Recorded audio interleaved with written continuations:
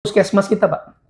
Oh, Puskesmas ini sebetulnya di dalam apa namanya nih, aturan di kesehatan itu harusnya bisa menyelesaikan 146 jenis penyakit ya, yang kami dapatkan dari tenaga dokter kemarin cerita ini kan.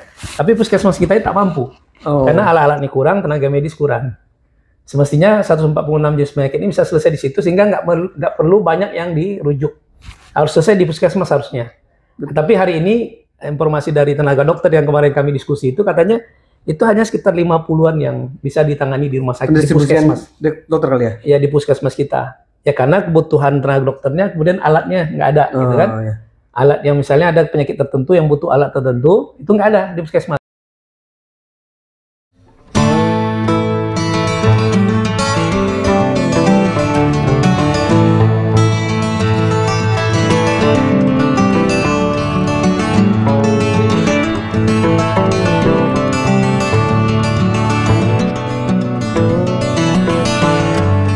Assalamualaikum warahmatullahi wabarakatuh, Sobat Biomed.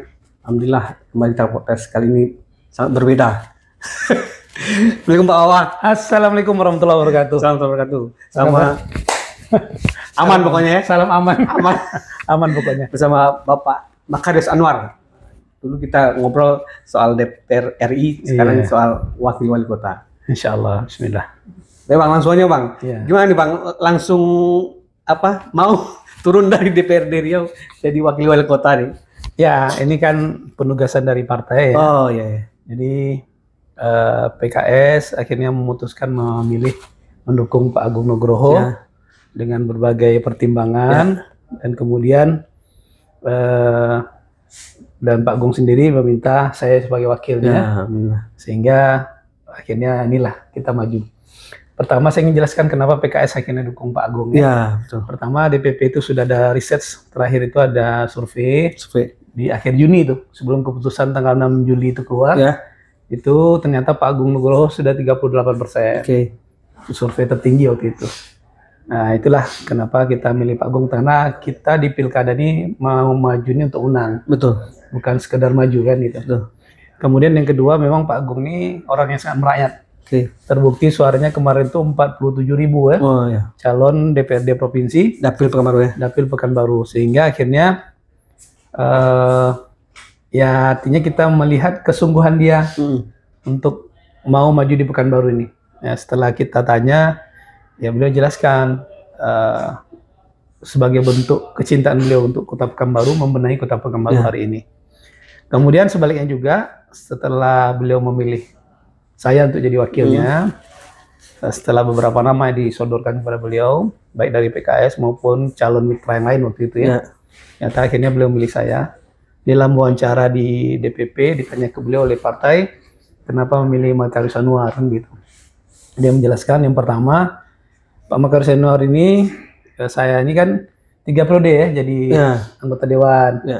Mulai dari kabupaten, provinsi 2 periode.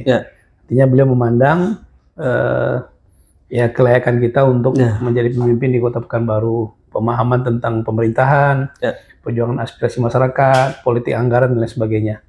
Kemudian yang kedua tentu beliau menyampaikan Pak Makarius ini background pendidikannya adalah tata kota.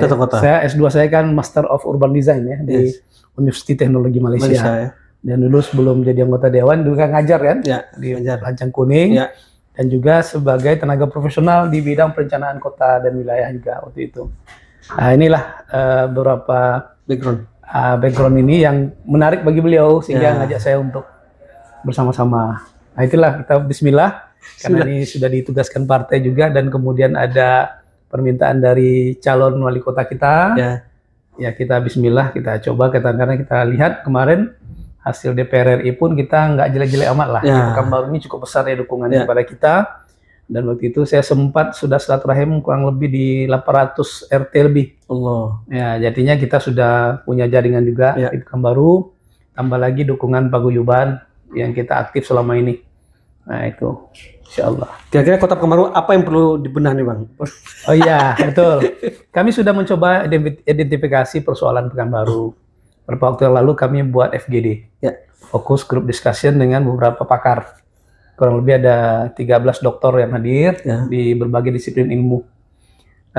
persoalan yang ada kita kategorikan di beberapa, ya, dan ketiga kategori ini akhirnya memunculkan visi kita, visi Pekanbaru versi amannya. Ya. Kalau Agung Nugroho Markus Anwar menang, kita akan jadikan Pekanbaru inilah visi kita, yakninya Pekanbaru berbudaya maju sejahtera. Berbudaya maju sejahtera. Jadi berbudaya ini atau kebudayaan kita menjadi di misi yang pertama itu menjadikan nilai-nilai budaya Melayu sebagai jati diri Kota Pekanbaru. Ya. Artinya selama ini kita memang kekurangan karakteristik kita ini kan kurang muncul ya dari sisi kebudayaan, sosial gitu ya.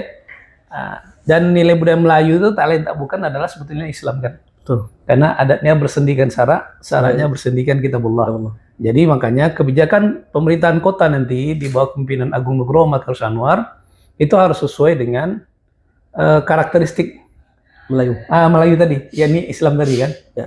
Nah, makanya tentu kita akan tidak boleh kebijakan kita akhirnya menyalahi atau tidak sesuai dengan nilai-nilai agama Islam sendiri.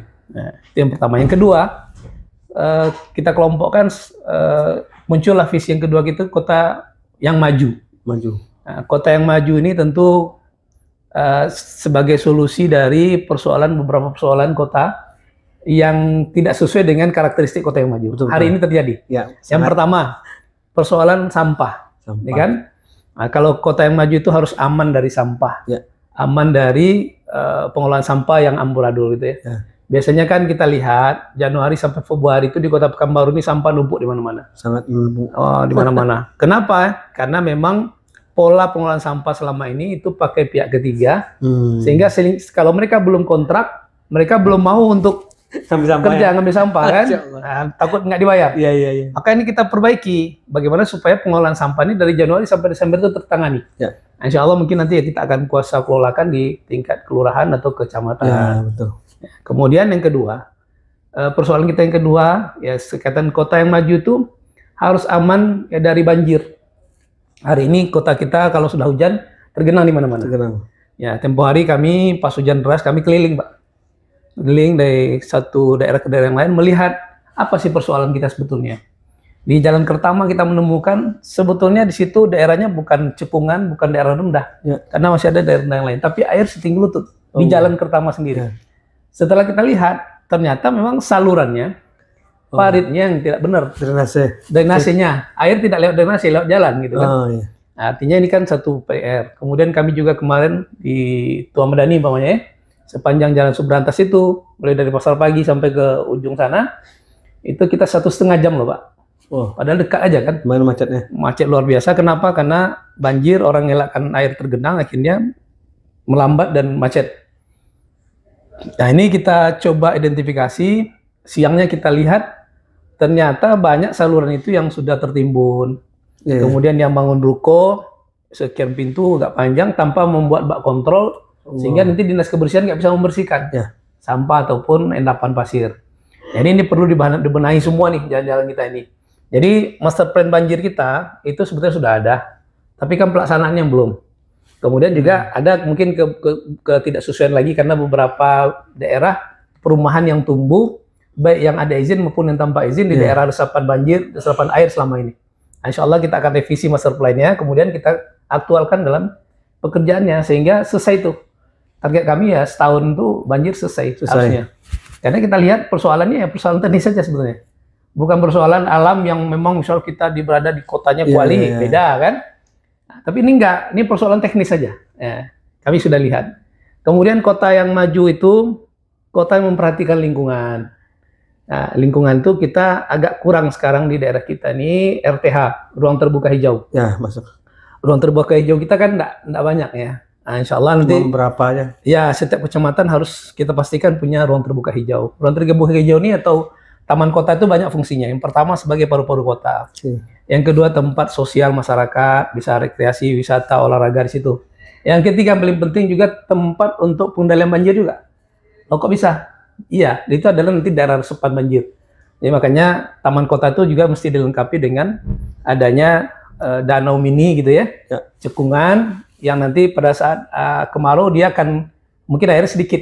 tapi itu bisa dimanfaatkan untuk tempat rekreasi di situ. Mungkin kering dia pun nggak apa-apa. Tapi kalau pada saat hujan deras, itu bisa air ke situ dulu. Biarlah terendam di taman kota, tapi rumah masyarakat tidak terendam. Berarti banyak titik nanti ya? Banyak titik. Itu mesti seperti itu, Pak. Jadi memang harus dikerjakan. Nah, insya Allah konsep itu sebetulnya sudah diterapkan di banyak kota ya. Kemudian yang berikutnya, pemerataan pembangunan kita, kota yang maju itu juga nggak boleh terlalu jomplang. Ada daerah yang sangat metropolitan, ada daerah yang masih slum area, daerah kumuh gitu kan, atau daerah kampung kesannya gitu ya. Maka pemerataan pembangunan ini insya Allah kita akan buat penganggaran, konsep politik anggaran itu aspiratif 100 juta setiap RW. Karena banyak di kebutuhan-kebutuhan di RW itu yang tidak terakomodir selama ini. Misalnya di satu RW itu ya tidak pernah dapat bantuan apa-apa. Sementara mereka contohnya ada satu RW di RW 24 di Sidobar, kemarin saya datang satu hari ke sana, mereka cerita, ini kami selama 10 tahun Pak belum pernah dapat bantuan lagi gitu. Jadi nggak merata, sementara tempat kami ini drainasenya sudah kayak gitu, nggak ada yang benerin, nggak ada anggaran untuk memperbaiki drainasenya, udah tertutup, ya kan, apa namanya, tertimbun, menyempit. Kemudian jalan-jalan yang masih jalan tanah belum pernah disemenisasi atau diaspal. Masjid kami bocor katanya kan. Itu kan sebetulnya atau pos ronda mereka nggak layak lah untuk sebagai pos ronda. Posyandu nggak ada. Yang kecil-kecil ini bisa ditangani dengan anggaran yang seperti itu. Tapi yang besar-besar itu tentu di anggaran reguler ya.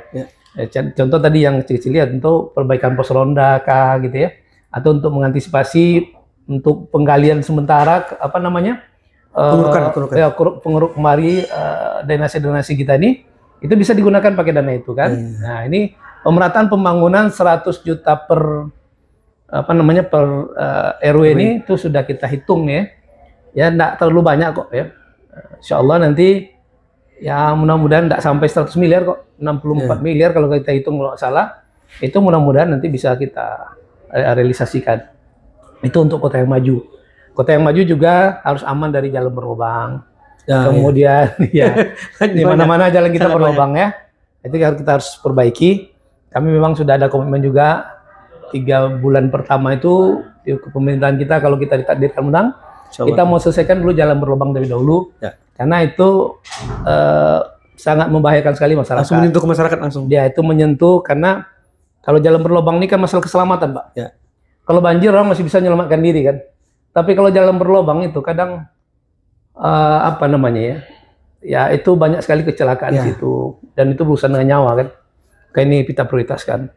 Yang terakhir itu untuk ya kota yang maju tadi juga ya perhatian kita untuk apa namanya nih civil society ya, terutama untuk kalangan muda gitu ya.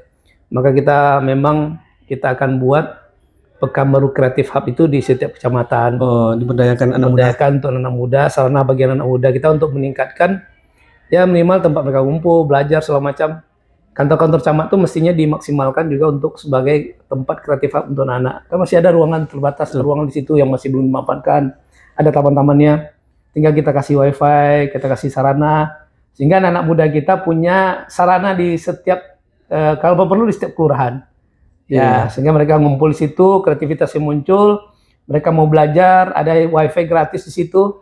Nah, ini kota yang maju itu teknologi IT ini tidak bisa ditinggalkan. Free. Jadi semua ya? Free wifi di semua titik-titik hotspot yang kita rencanakan seperti itu tadi, seluruh kantor lurah, seluruh kantor camat, dan kita sediakan tempatnya gitu. Taman kota tadi juga ya? Taman kota juga. Nah, sehingga kota ini betul-betul kota yang aman dan nyaman lah. Kemudian yang terakhir itu di visi kita yang ketiga, Pekanbaru yang sejahtera. Yang sejahtera siapa? Masyarakatnya.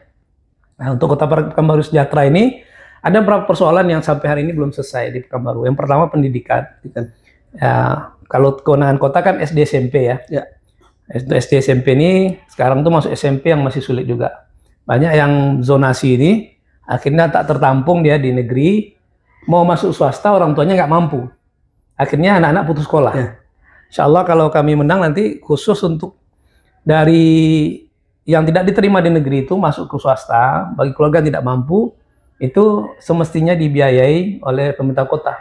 Atau kita beasiswai mereka di sekolah swasta. Soal zonasi tadi gimana? Zonasi? Kan dia di Panam malah di mana gitu. Itu makanya zonasi ini kan sebetulnya karena kekurangan fasilitas pendidikan kita.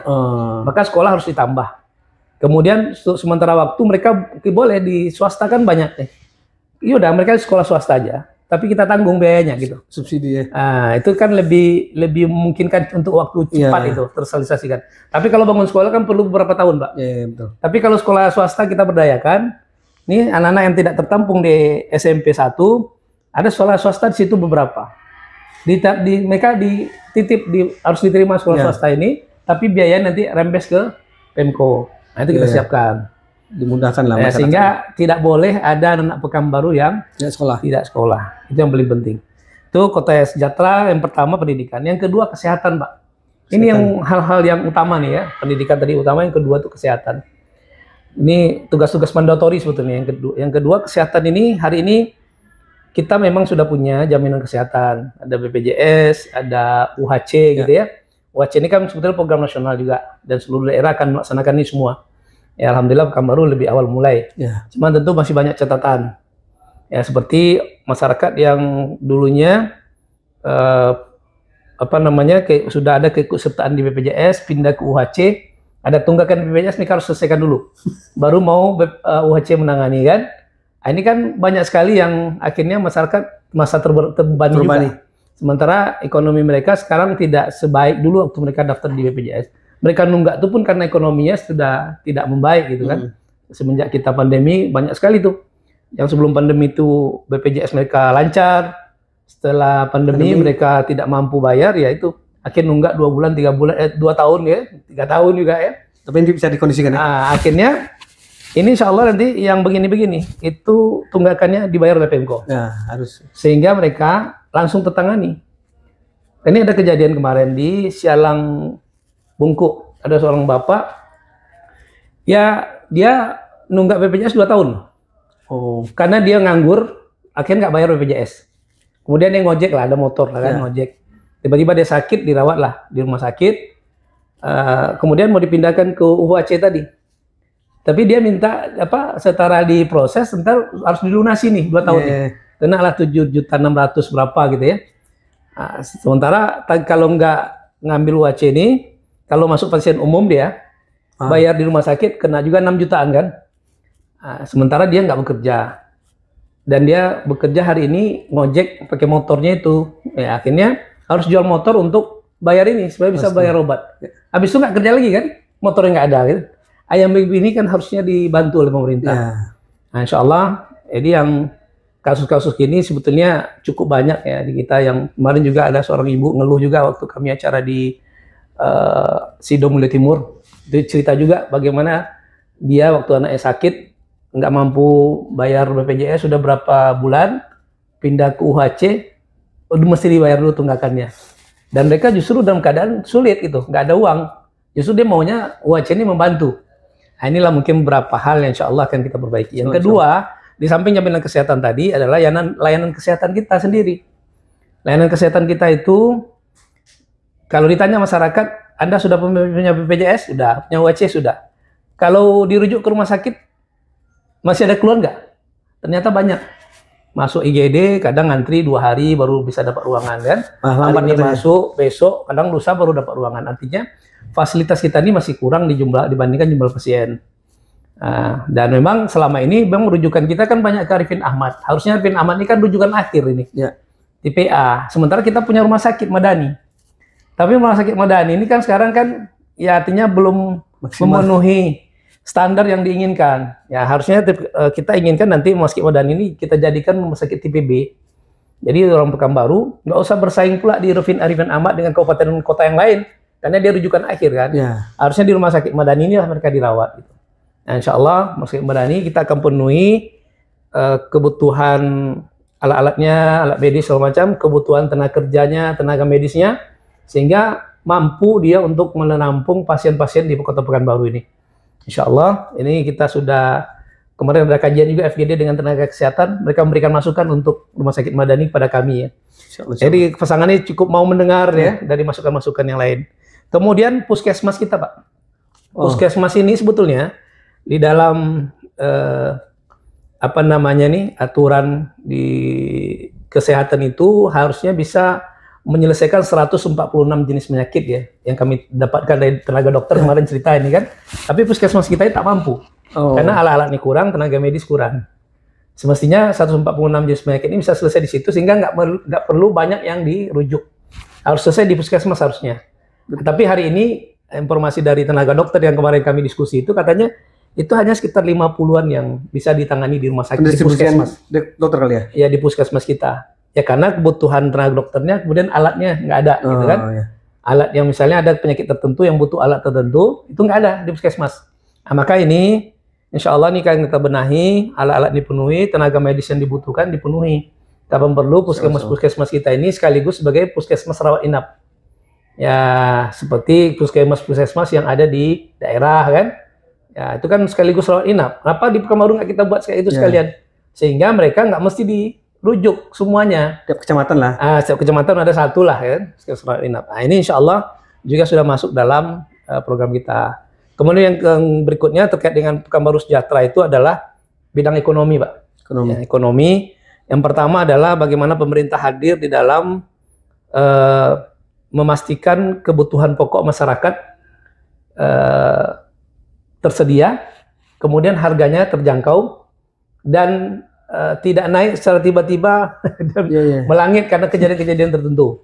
Nah, sekarang ini kan memang kebutuhan pokok kita ini hampir 70% itu dari luar. Ya kan, dari luar, dan bukan dari luar Pekanbaru aja, dari luar Riau. Sehingga banyak kan itu dari Sumbar, Jambi, dari Sumut kan. Nah, jadi khusus Pekanbaru kebanyakan dari Sumbar. Jadi kalau putus jalan Sumbar Riau, itu biasanya naik harga. Cabai naik, bawang naik, telur naik harganya, semua naik. Kenapa? Karena ya suplainya fokus kan. Nah, maka dari itu nanti kita akan coba melakukan semacam manajemen pasar ini. Tentu kita harus punya pasar induk, kemudian ada bidang kita ataupun mungkin BUMD atau apa namanya yang ikut terjun di pasar itu, sehingga bisa memastikan kebutuhan pokok masyarakat itu stabil, ada gitu. Harganya akhirnya stabil gitu.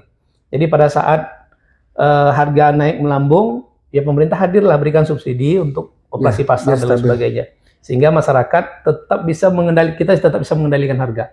Terjangkau. Itu ekonomi. Yang kedua, bantuan untuk meningkatkan ekonomi masyarakat, UMKM. Ini kita punya banyak ribuan UMKM hari ini. Sangat banyak. Cuman UMKM kita ini kan belum naik kelas ini. Masih banyak UMKM pemula aja. Kadang-kadang mati, hidup, coba lagi usaha baru, mati lagi.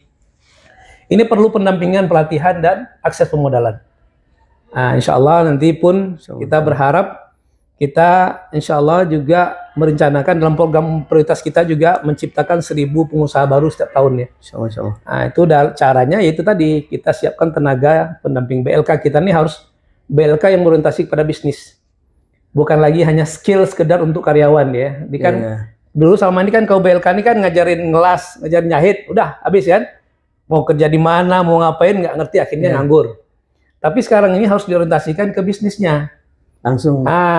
Mereka pandai misalnya buat kue, kuliner, tapi mereka juga bisa mengelola bisnisnya. Gitu.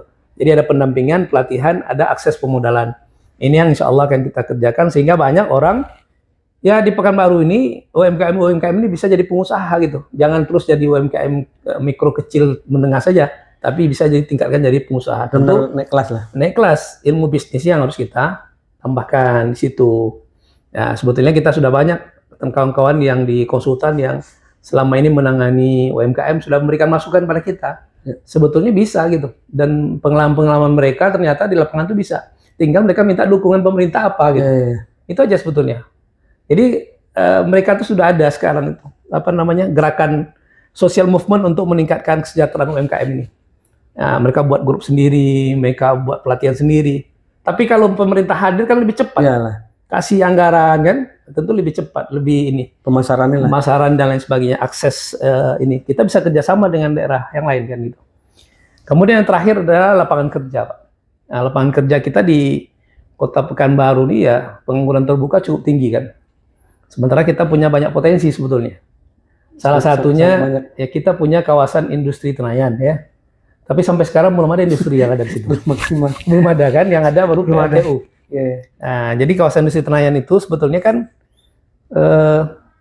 apa ya, sudah ada lahannya, cuman orang kok belum mau di situ. Nah, mungkin banyak faktor, nanti kita kaji lah bersama-sama. Ya. Tapi kami secara singkat memandangnya ada beberapa hal yang bisa kita mengundang investor itu bisa masuk ke situ. Yang pertama, kita aksesnya selama ini yang kurang. Akses jalan itu ya mungkin kita bangunlah jalan yang baik di situ, pintu tolnya disiapkan di situ, sehingga untuk masuk dan keluarnya bahan pabrik mereka itu memungkinkan. Kemudian akses ke port atau ke pelabuhannya disiapkan, pelabuhannya disiapkan. Sehingga mereka bangun di situ, mereka jual kemana, ekspor segala macam tersedia gitu. Mudah gitu. Kemudian kita kemudahan di sisi perizinannya, bantu mereka perizinan. Sehingga ada semangat mereka untuk membuat pabrik di Pekanbaru ini. Nah, sehingga kalau sudah kita kemudian berikan kemudahan, kapan perlu kita berikan insentif pajak dan retribusi. Kalau kita berikan itu, kita bisa minta komitmen mereka. Ya, komitmennya, yaitunya mereka bantu Pekanbaru ini. Maksudnya tenaga kerjanya ya minimal 80% harus dari Pekanbaru. Anak-anak Pekanbaru. Timbal baliknya lah. 20% oke lah tenaga skill dari luar kan, karena mereka mesti bawa orang-orang yang sudah biasa menangani pabrik mereka. Tapi kan tenaga kerjanya bisa dari Pekanbaru sendiri. Itu hanya bisa dilakukan kalau kita berikan kemudahan kepada mereka dan dibuat komitmen. Kalau hanya sekedar diatur di Perda, ya Perwako, selama ini kan juga nggak terlaksana seperti yang kita harapkan. Kenapa? Karena kita nggak memberikan insentif apa-apa kepada mereka, tapi kita nuntut mereka. Nah, sekarang kita balik, kita kasih dulu mereka, kita kemudahan, mereka buat di situ, tapi buat komitmen.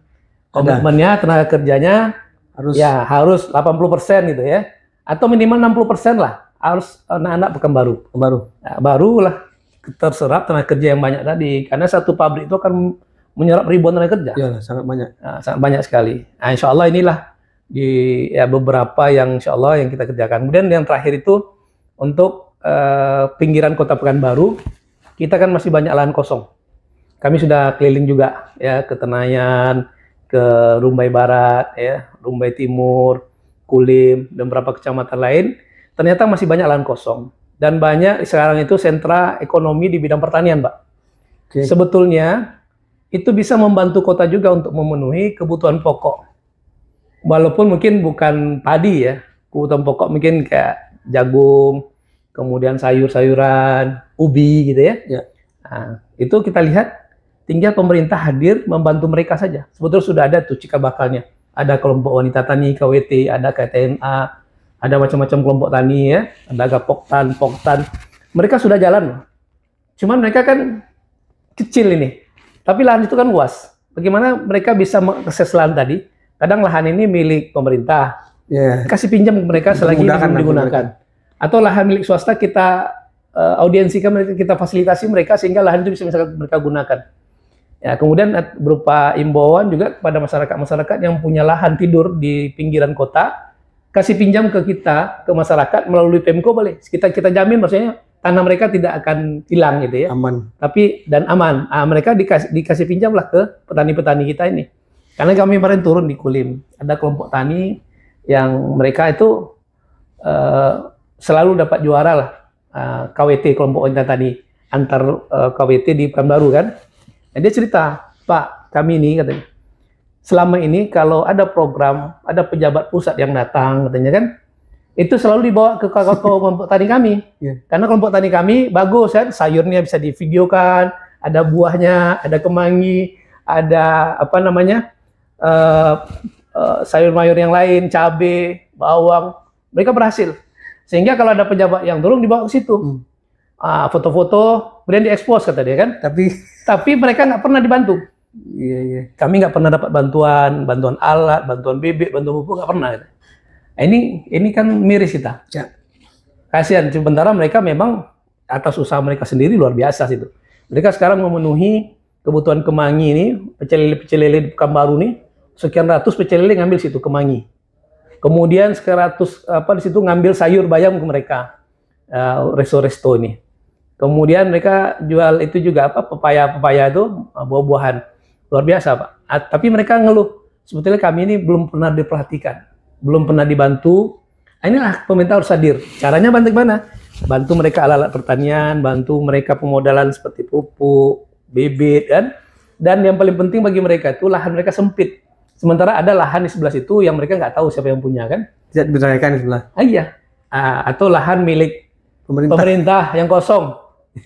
Ada kan kantor-kantor pemerintah tuh di pinggir-pinggir tuh kan, itu lahan kan kosong. Nah, mereka minjam dikelola aja gitu.